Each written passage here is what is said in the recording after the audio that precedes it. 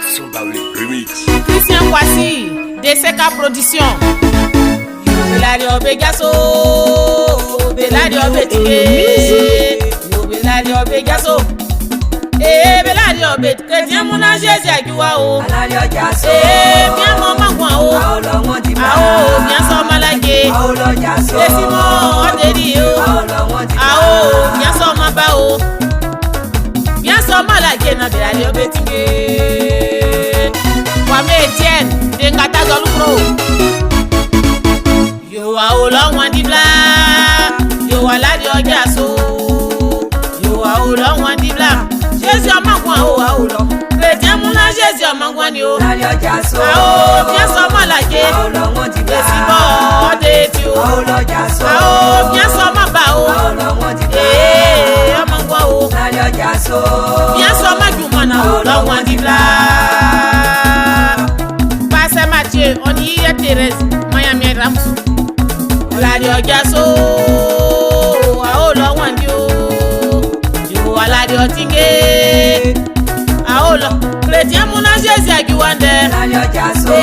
Bien so magwan o. Aolo wanti bla. Esibo odedio. Aolo jaso. Ao bien so bien fe wo. Aolo wanti bla.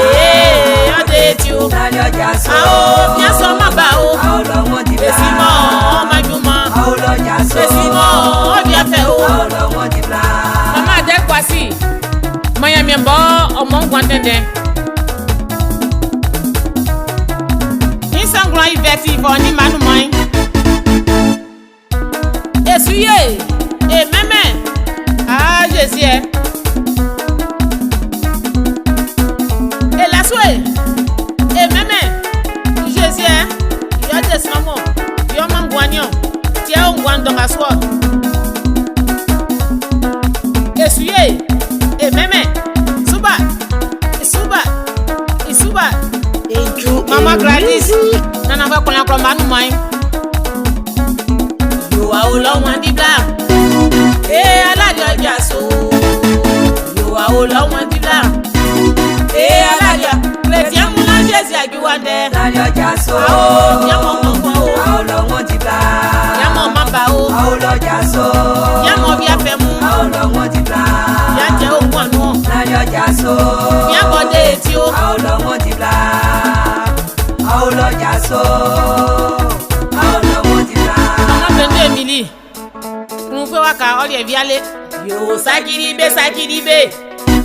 Yo Sakilike. Jésus dumano Sakilike, Jésus dumano. Sakilike. Bla bien wa.